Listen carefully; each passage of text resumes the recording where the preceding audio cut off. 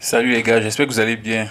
Alors, je fais cette vidéo pour qu'on parle un peu de la suite de la procédure, en fait, de ce qui se passe lorsqu'on a déjà une admission. Donc, comme vous le savez, on tend vers la fin des demandes d'admission. J'espère que pour la plupart, vous avez réussi à introduire au minimum une demande d'admission et que pour certains, vous avez même déjà des réponses, comme j'ai pu le voir dans ma messagerie. Donc, courage pour ceux qui cherchent encore ou pour ceux qui sont encore en attente d'une demande d'admission. Néanmoins, nous allons évoluer et nous allons parler de la suite de la procédure. Donc, nous allons parler dans cette vidéo de ce qui se passe et ce que vous devez faire une fois que vous avez une admission. Donc, comme vous le savez, l'admission, c'est le prérequis pour poursuivre sa demande de visa ou du moins pour débuter. Voilà tout ce qu'il faut pour la demande de visa pour poursuivre les études en Belgique. Donc, nous avons passé l'équivalence pour ceux qui avaient besoin d'équivalence. Nous avons passé la demande d'admission. Et on suppose que vous avez une admission, donc il y a une école qui vous a procuré un document qui montre que vous êtes à même de vous inscrire dans cette école en Belgique pour l'année académique suivante. OK? Alors, ce qui se passe après, c'est que vous devez donc faire tout ce qu'il faut pour la demande de visa. Et il y a plusieurs choses, en fait, que vous devez faire au même moment. Donc, il n'y a pas une chose que vous devez faire avant une autre et puis ainsi de suite de façon chronologique. Comme ça pouvait être le cas, par exemple, lors de la demande d'admission où vous deviez d'abord faire l'équivalence et puis faire les demandes d'admission après. Donc là, maintenant, il y a plusieurs choses que vous allez devoir faire au même moment. Donc, je vais faire des vidéos détaillées pour chacune de ces choses-là. La première chose que vous devez faire, qui est l'une des choses les plus importantes, c'est de trouver un garant. Pourquoi il faut trouver un garant rapidement, même si on n'est pas prêt à déposer dans le mois qui suit la demande de visa? Tout simplement parce que dans la plupart des pays, pour avoir la prise en charge signée, ça prend parfois plusieurs semaines. En Allemagne, par exemple, ça prend 7, 8 semaines. Par exemple, en France, pareil. Il n'y a qu'en Belgique ou dans certains pays où la demande n'est pas trop grande que ça prend peu de temps. Donc pourquoi ça prend beaucoup de temps? Parce qu'il y a aussi beaucoup de demandes de légalisation, de prise en charge. Donc, si vous êtes 700, par exemple, à l'ambassade de France à demander, du moins à l'ambassade de Belgique en France à demander, voilà, vous voyez bien que ça ne va pas prendre 2 jours, 3 jours voilà, pour légaliser ces 700 demandes de prise en charge. Donc, on reviendra sur tout ce qui est financier, dont la prise en charge ou la bourse ou le compte bloqué quand c'est possible. Parce qu'il y a certaines universités qui permettent d'ores et déjà de ne pas avoir de garant et d'avoir plutôt un compte bloqué avec un certain montant. Je reviendrai là-dessus avec une vidéo propre à ça, à tout ce qui est financier. Mais vous devez déjà chercher soit le garant, soit à bloquer l'argent dans le compte si c'est possible. Voilà. Ou si vous avez une bourse, vous n'avez pas besoin de tout ça. Donc ça, c'est le premier axe que vous devez avoir, de chercher cet aspect-là, cette chose-là, ce garant, cet argent-là qui vous permettra de justifier vos revenus financiers tout au long de votre séjour en Belgique.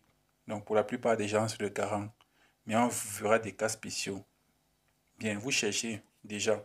Si vous avez un membre de votre famille qui peut être votre garant ou un ami ou une connaissance, vous pouvez d'ores et déjà lui envoyer votre admission et votre passeport ou carte d'identité pour qu'il légalise votre prise en charge. Vous n'avez besoin de rien d'autre que ces deux choses-là.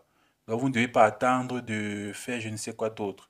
Donc, vous pouvez, à partir du moment où vous avez déjà votre admission, vous pouvez déclencher la procédure de prise en charge.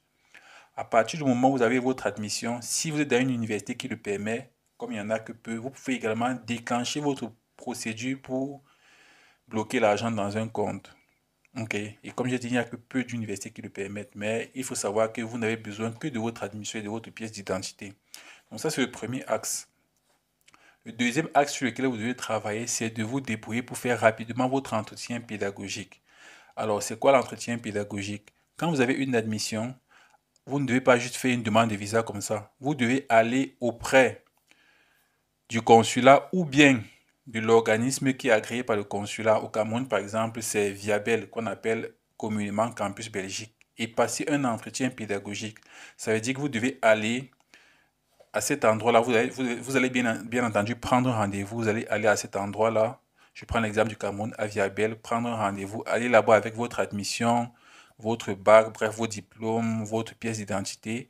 Et vous allez passer un entretien devant une personne et vous allez le passer en écrit et en oral. Et il vous sera demandé quoi? Il vous sera demandé vos identifiants, donc nom, prénom, âge, ville d'origine, etc., etc., etc. Et vous sera demandé l'école où vous allez. Donc, vous allez mettre effectivement l'école où vous allez, où vous avez eu votre admission. Pourquoi avoir choisi cette école-là? Votre projet d'études, c'est quoi? Donc, vous avez l'ambition de faire quoi dans cette école-là? Je veux avoir un bachelier, après, je veux faire un master, après, je vais faire un master de spécialisation. Donc, ça, c'est ce qu'on appelle le projet d'études. Donc, ce que je vais faire comme étude, du projet de faire comme étude dans cette école-là. On va vous demander si ça ne marche pas. Donc, si vous échouez, qu'est-ce que vous allez faire comme deuxième option? Vous allez dire, tout ça, c'est toujours le projet d'études. La deuxième chose qu'on va vous demander, c'est le projet professionnel. C'est-à-dire, après avoir fini vos études, qu'est-ce que vous comptez faire?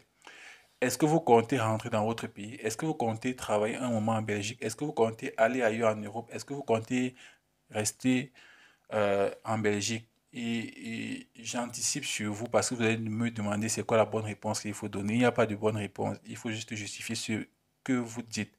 Donc, la bonne réponse n'est pas de dire je vais rentrer au pays. La bonne réponse n'est pas de dire je vais rester en Belgique. La bonne réponse, c'est ce que vous justifiez qui est cohérent. C'est tout. Donc, vous allez donc passer cet entretien pédagogique. OK?